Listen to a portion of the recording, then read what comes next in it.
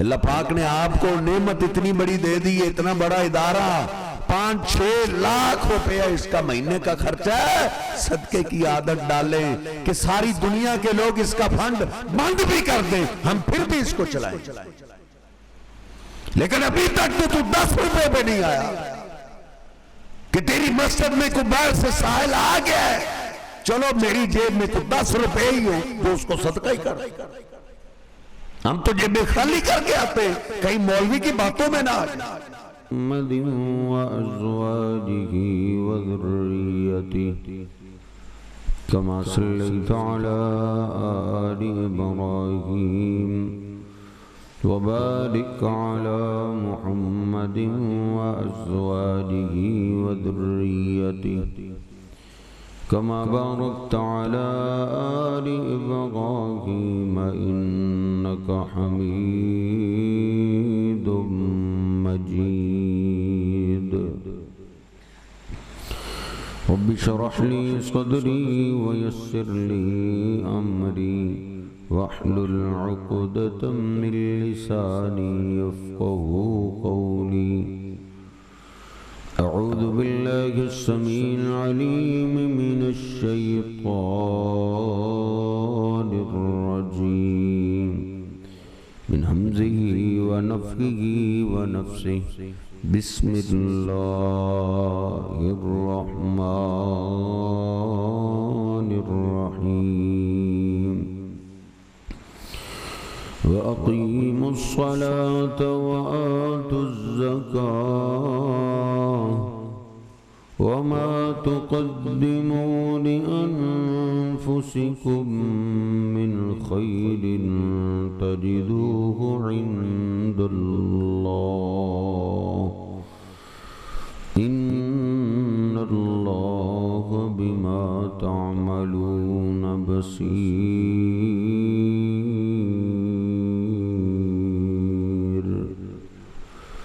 سبحان ربك رب العزة عما يصفون وسلام على المرسلين والحمد لله رب العالمين۔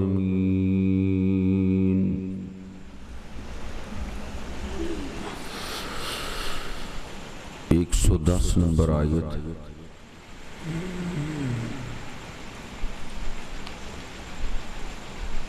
اللہ سبحانہ وتعالی نے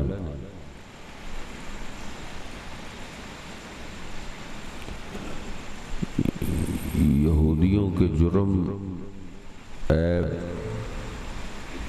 نافرمانی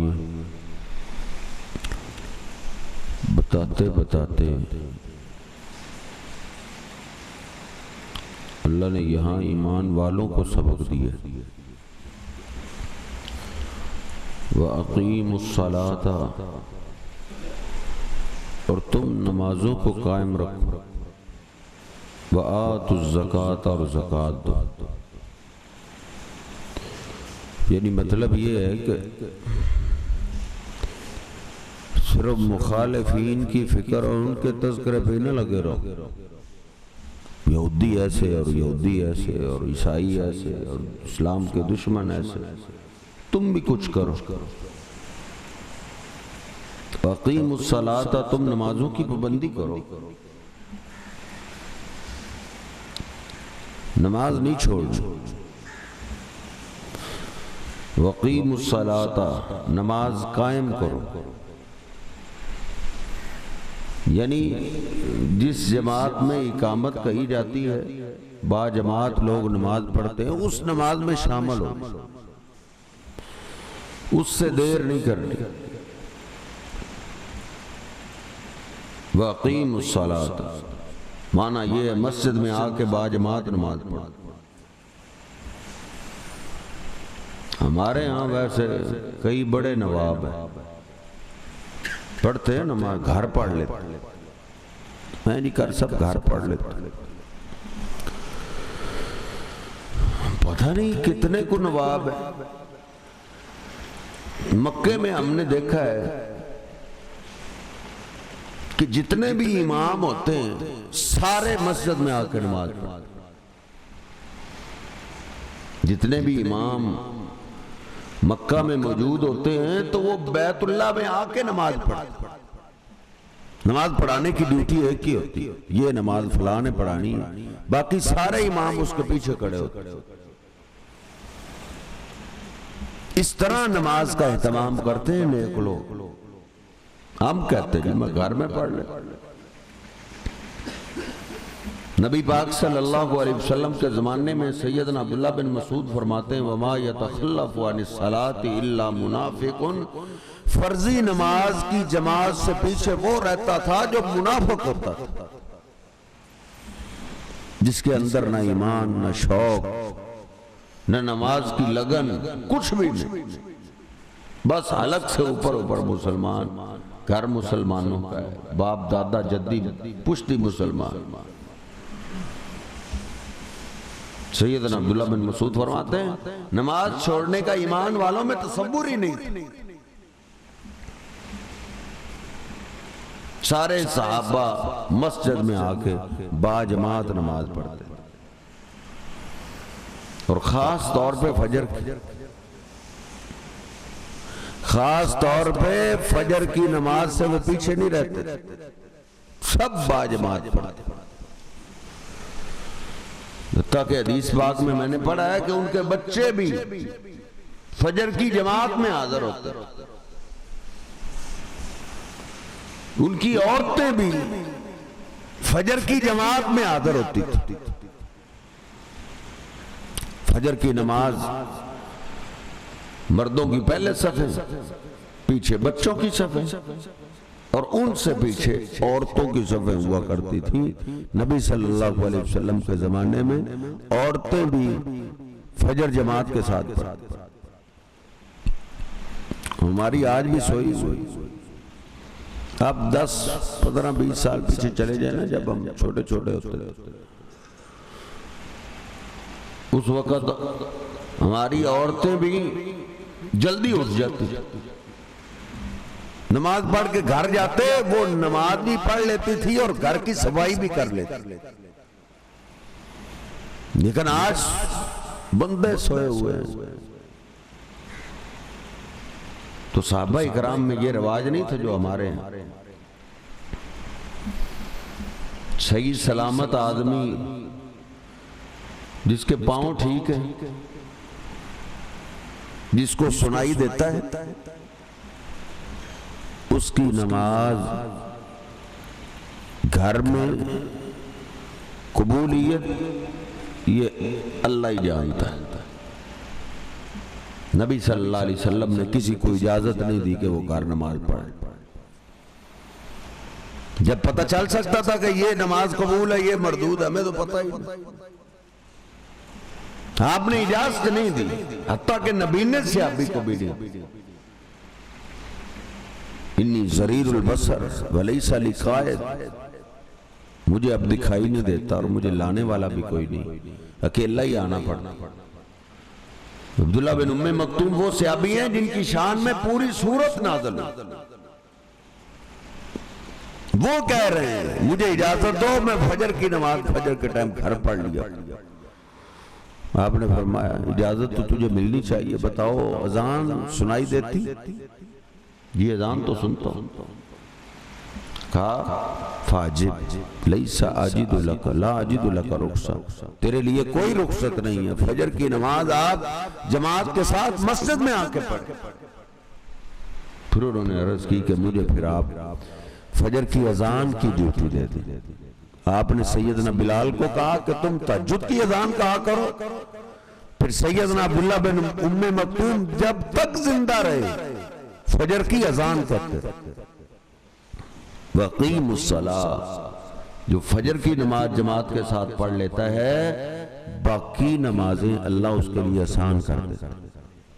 اصبح طیب النفس، میرے حبیب فرماتے ہیں یہ پاک انسان ہے، پاک۔ آج ہم نبی صلی اللہ علیہ وسلم کو پاک کہتے ہیں، صحابہ اکرام کا نام لے کر ان کو پاک کہتے ہیں۔ فجر کی نماز جماعت کے ساتھ پڑھنے والے کی عظمت کو سلام ہے کہ اللہ کے پیغمبر اس کو پاک کہہ رہے ہیں۔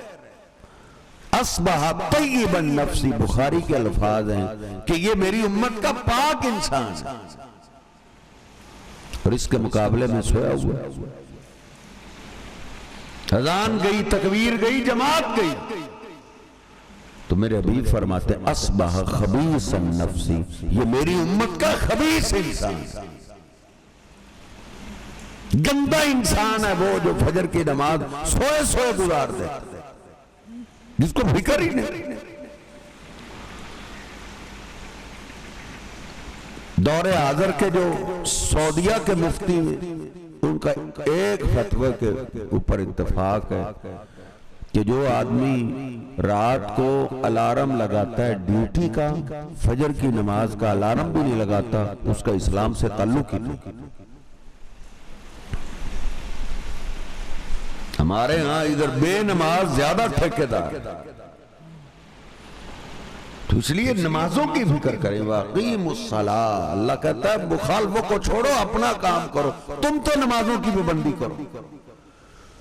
وآتوا الزکاۃ، اور زکوٰۃ کی پابندی کرو۔ اللہ نے قرآن پاک میں اکثر جہاں نماز کا ذکر کیا ہے وہیں زکوٰۃ کا ذکر۔ ایک آدمی مسلمان ہوا، اس نے کہا نمازیں میں پڑھ لوں، دو کام مجھ سے نہیں ہوں گے، ایک جہاد، مجھے جان بڑی پیاری، دوسرا میں زکوٰۃ نہیں دے سکتا کیونکہ مال کی محبت بڑی۔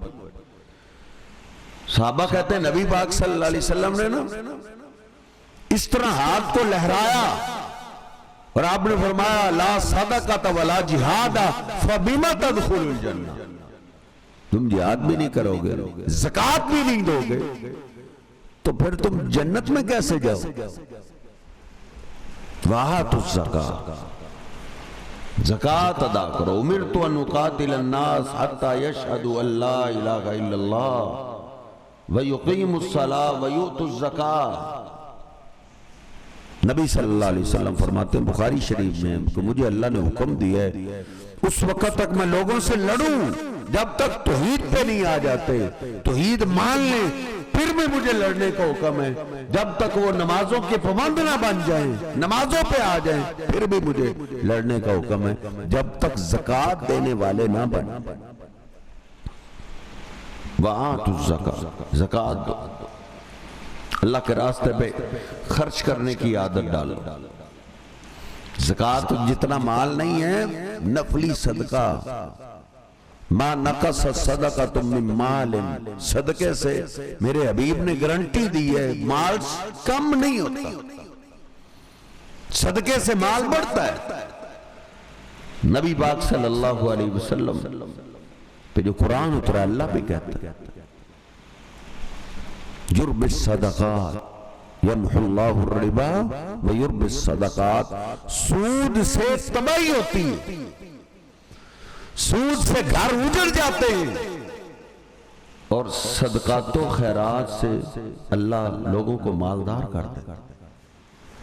سیالکوٹ میں کئی فیکٹریاں ہیں جو سود کی زد میں آئی اور تباہ ہو گئی، بک گیا سب کچھ۔ بھیڑیے،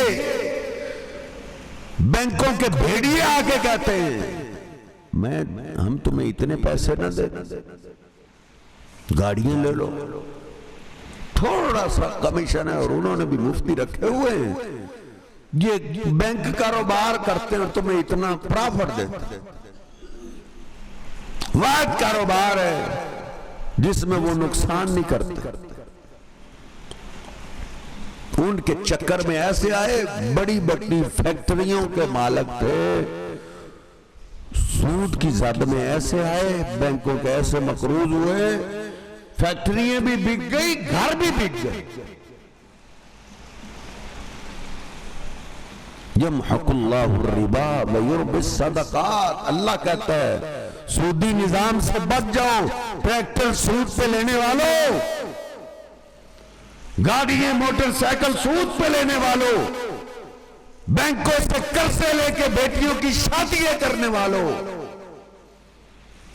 اتنے بڑے اخراجات نہ کرو جس سے تمہیں سود پہ قرضہ لینا پڑے۔ ہمارا ساتھی ہے وہ بتا رہا تھا کہ ایک وقت تھا صرف 50,000 سود پہ قرضہ لیا، آج وہ سود بڑھ بڑھ کے سال کا 4 لاکھ سود دیتا ہے، گھر میں روٹی پوری نہیں ہوتی، اب روتا ہے، زمین بیچنے پہ آ گیا ہے کہ بیچ کے میں سود کا قرضہ اتار، اب زمین بیچنے کو بھی دل نہیں کر، 4 لاکھ ہر سال دے رہا ہے، ابھی آگے بڑھے گا کہاں؟ صدقہ کرو، صدقہ، صدقے سے مال بڑھتا ہے، سود پہ تو ہمیں کو زہر بھی دے تو ہم لینے کے لیے تیار ہو جائے، لیکن صدقہ نہیں کریں گے۔ صحابہ اکرام غربت کے باوجود صدقہ کرتے تھے۔ بخاری شریف میں ہے کہ نبی پاک صلی اللہ علیہ وسلم نے ایک دفعہ صدقے پہ درس دیا، واز علی کل مسلم صدقہ، جو مسلمان ہے وہ ہر روز صدقہ کرے، مسلمان جو ہے وہ ہر روز صدقہ کرے۔ نبی پاک صلی اللہ علیہ وسلم سے صحابہ عرض کرنے لگے، اللہ کے حبیب ہمارے پاس تو اپنے کھانے کے لیے کچھ نہیں، ہم صدقہ کیسے کریں؟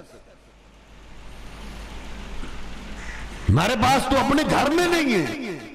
آپ نے فرمایا یذهب احدکم الى السوق فیتحمل، جائے تم میں سے کوئی بازار محنت مزدوری کرے اور جو مزدوری ملے اس میں سے گھر والوں کو بھی فائدہ دے اور اس میں سے کچھ صدقہ بھی کرے۔ ابو مسعود کہتے ہیں پھر میں ان کو جانتا ہوں جو مزدوری کر کے کچھ گھر والوں کو دیتے باقی سارا صدقہ کر دیتے۔ وَإِنَّ لِأَحَدِهِمُ الْآنَ لَمِئَةَ أَلْفٍ، ان میں سے کئی گھرانوں کو میں بھی جانتا ہوں جن کے پاس لاکھ لاکھ سونے کے سکے، مسئلہ ہی کوئی، اتنی دولت عام ہو گئی۔ اس لیے اللہ کے راستے میں صدقہ کرنے سے مال بڑھتا ہے۔ کئی رشتہ دار ہیں، غریب ہیں، ان کے ساتھ تعامل کریں، بہنیں غریب ہیں ان کے ساتھ تعامل کریں، بیٹیاں غریب ہیں ان کے ساتھ تعامل کریں، آپ کے ہمسائے غریب ہیں، برابری والے غریب ہیں، ان کے ساتھ تعامل کریں۔ کوئی غریب ایسے ہیں ہمارے خاندانوں میں جو نقد مزدوری کر کے آٹا خرید کے کھاتے ہیں، ہم نے سال سال کی گندم سٹاک کی ہوئی ہے، کبھی دل میں خیال آیا ہے کہ 1 من گندم ہی ان کو دے، اپنی اپنی فکر پڑی۔ اور نبی صلی اللہ علیہ وسلم نے 3 بار کہا اللہ کی قسم وہ مجھے اللہ کا رسول نہیں مانتا جو خود سیر ہو کے کھاتا ہے اور اس کے پڑوس میں ہمسایا ہے وہ بھوکا سویا ہوا ہے۔ صدقے کا شوق پیدا کریں، صدقے۔ اللہ پاک نے آپ کو نعمت اتنی بڑی دے دی ہے، اتنا بڑا ادارہ، 5-6 لاکھ روپیہ اس کا مہینے کا خرچہ ہے، صدقے کی عادت ڈالیں کہ ساری دنیا کے لوگ اس کا فنڈ بند بھی کر دیں، ہم پھر بھی اس کو چلائیں۔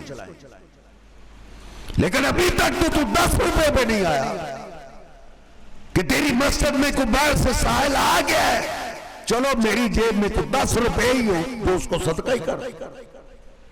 ہم تو جیبیں خالی کر کے آتے ہیں، کہیں مولوی کی باتوں میں نہ آ جائے۔ وَأَقِيمُوا الصَّلَاةَ وَآتُوا الزَّكَاةَ، زکوٰۃ دیں، زکوٰۃ، تھوڑا تھوڑا صدقہ کرتے رہا کرو، اس سے دل مضبوط ہوتا ہے، پھر زکوٰۃ دیتے وقت تکلیف نہیں ہوتی۔ اس لیے تو آج کے ذمہ دار زکوٰۃ کے چور گالی حکومت کو دیتے، ذمہ داروں کا انہوں نے بیڑا گرک کر دیا، فلاں کر دیا، زکوٰۃ دیے تو نے اشر دیا۔ نبی صلی اللہ علیہ وسلم نے فرمایا جب مال کی زکوٰۃ نکل جاتی ہے مال کا شر بھی چلا جاتا ہے، پھر مال کی بیماریاں پھر فصلوں کو بیماریاں نہیں لگتی۔ صدقہ تو خیرات کرنے والا ہو انسان، ان کے جانور نہیں مرتے، پوری زکوٰۃ دینے والا ہو پھر اس کی موٹریں نہیں خراب ہوتی۔ مال تو اللہ نے نکال لے، نکال لے گا. کتنا کو آپ سیانہ بنے گے؟ اللہ سے کوئی سیانہ ہے؟ مال تو اس نے نکال لینے. یہ فیصلہ ہم پہ حلال راستے سے نکال دیں یا حرام راستے سے نکال دیں. صدقات و خیرات والا یہ ایک حلال راستہ. اگر یہ راستہ اختیار نہیں کریں گے تو پھر شر رہے گا مال میں. پھر اولاد کھائے گی، اولاد ایسا کام کرے گی شاید تجھے زمین بھی بیچنی پڑے. تیری اولاد پھر وہ کام کریں گی شاید تجھے گاؤں بھی چھوڑنا پڑے. کیونکہ شر والا مال تو اس کو کھلا رہا ہے جو غریبوں کا حق تھا تیرے مال میں. تو نے وہ مال اپنی اولاد کو کھلا،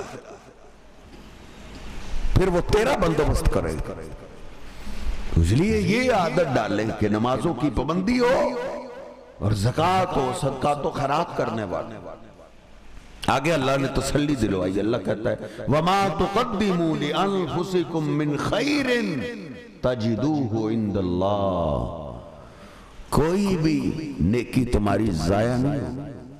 جو بھی تم اپنے لیے خیر آگے بھیجو گے، کوئی بھی نیکی کرو گے، زکوٰۃ دو گے، نماز پڑھو گے، اللہ کہتا ہے تجدوہ عند اللہ. جب تم اللہ سے ملاقات کرو گے تمہاری نیکی اللہ کے پاس ہو. وَمَن يَعْمَلْ خَيْرًا يَرَهُ.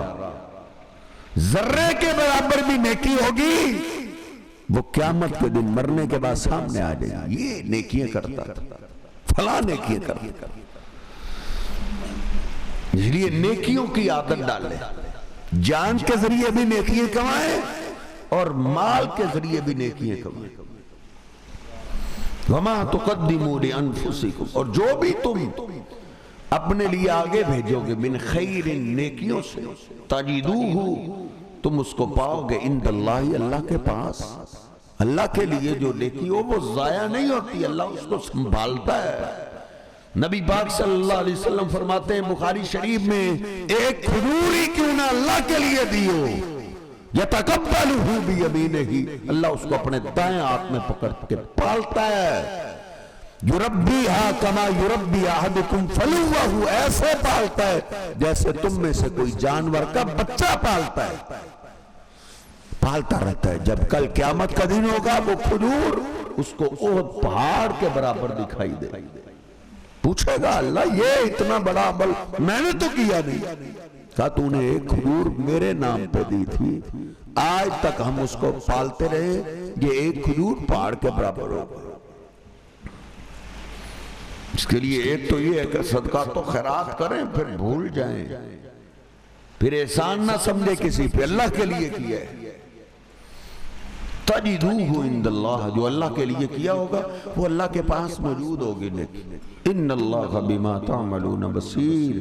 بے شک اللہ سبحانہ وتعالی جو جو تم عمل کر رہے ہو ان کو خوب دیکھ رہا ہے. وَأَقِيمُوا الصَّلَاةَ، اور نمازوں کی پابندی کرو. وَآتُوا الزَّكَاةَ، اور زکوٰۃ ادا کرو. وَمَا تُقَدِّمُوا لِأَنفُسِكُم مِّن خَيْرٍ تجدوہ عند اللہ. اور جو بھی تم اپنی جانوں کے لیے نیکی کرو گے تجدوہ، تم پاؤ گے اس کو عند اللہ، اللہ کے پاس موجود. ہر نیکی تمہاری اللہ کے پاس جمع ہو رہی. ان اللہ بما تعملون بصیر. بے شک اللہ سبحانہ وتعالی جو جو تم عمل کر رہے ہو ان کو خوب دیکھ رہا ہے. وَأَقِيمُوا الصَّلَاةَ، اور نمازوں کی پابندی کرو. وَآتُوا الزَّكَاةَ، اور زکوٰۃ ادا کرتے رہو. وَمَا تُقَدِّمُوا لِأَنفُسِكُمْ، اور جو بھی تم آگے بھیجو گے اپنی جانوں کے لیے من خیر، نیکیوں سے، تجدوہ، تم پاؤ گے اس کو عند اللہ، اللہ کے ہاں. تمہاری ہر نیکی اللہ کے پاس موجود ہوگی. ان اللہ بما تعملون بصیر. بے شک اللہ سبحانہ وتعالی جو جو تم عمل کر رہے ہو ان کو خوب دیکھ رہا ہے. اللہ سبحانہ وتعالی ہمیں سمجھنے کی توفیق عطا فرمائے. وَأَقُولُ قَوْلِي هَٰذَا أَسْتَغْفِرُ اللَّهَ لِي وَلَكُمْ وَلِسَائِرِ الْمُسْلِمِينَ.